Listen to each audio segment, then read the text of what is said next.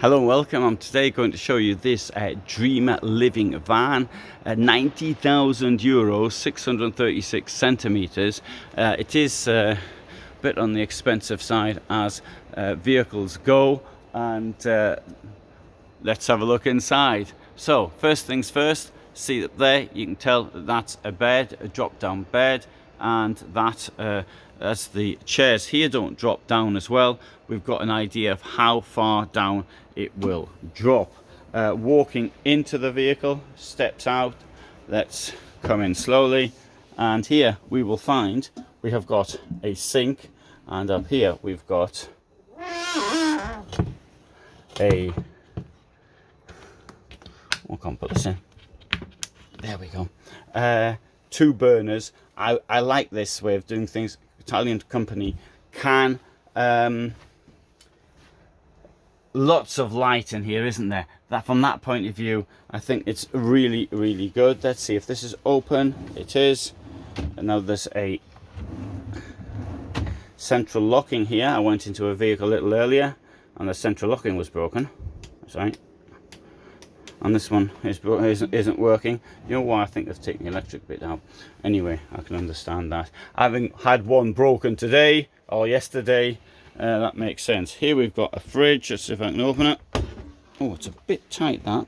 There we go. And coming through here, it's got this rear lounge.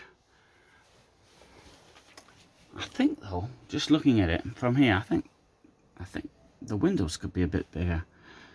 I just feel, or putting some more windows up there or something like that. I think the point of a rear lounge is to sit there when it's raining outside and to admire the view. Maybe I've got that wrong, but that's how I feel.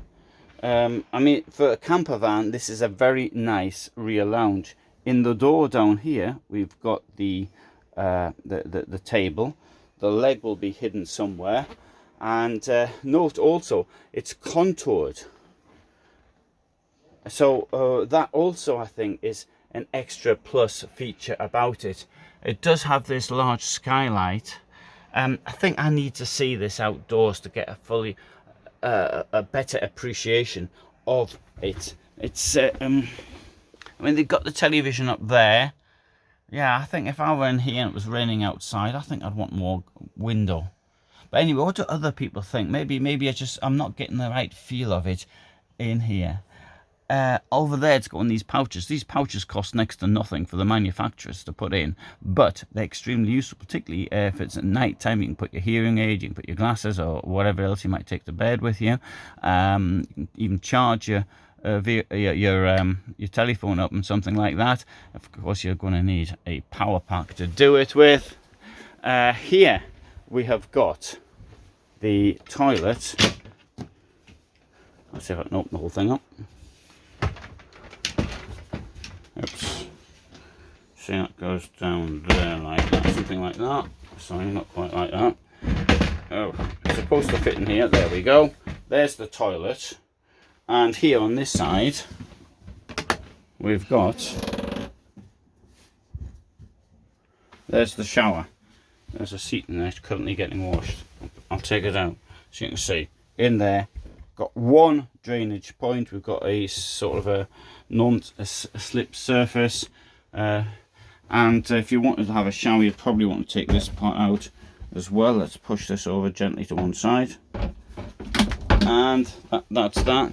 There should be also a way of stopping you being visible from the other side, but in this case it doesn't appear to be here. Still, you can't have everything, can you? And in there you've got your wardrobe. Now, putting the wardrobe in the shower, I think it's a pretty good idea, to be quite honest, because I mean, it's space which is not being used for most of the time. Now, as people said to me, but what about being damp? I don't think it is that damp, is it? Maybe it is. I just haven't noticed, not having put my stuff in a wardrobe in the shower before. This designed by Dreamer has been on the go for some time. In my opinion, I found, having seen them in vehicles and talking to people, I think most people have said it's not such a good idea, but then again, it does give you space which you wouldn't otherwise have had. And if you're trying to use the toilet just like that, then clearly it isn't going to work. You need to open the whole thing up completely.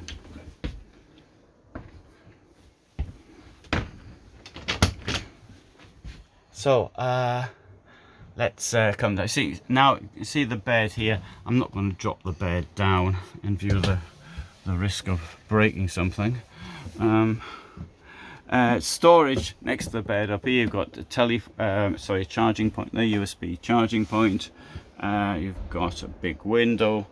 The indirect lighting in the Dreamer is, I think, quite outstanding. Very, very nice. Well, I do. Having said that, nearly all vehicles these days have got really wonderful indirect lighting. See how easily I'm pleased. A little bit of indirect lighting and I'm quite happy. So let's see. I'll open the rear door carefully because the table's in there. There you go, there's the table. And you've got an outside shower.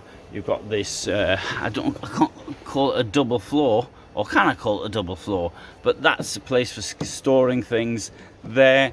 Up here, you'll find you've got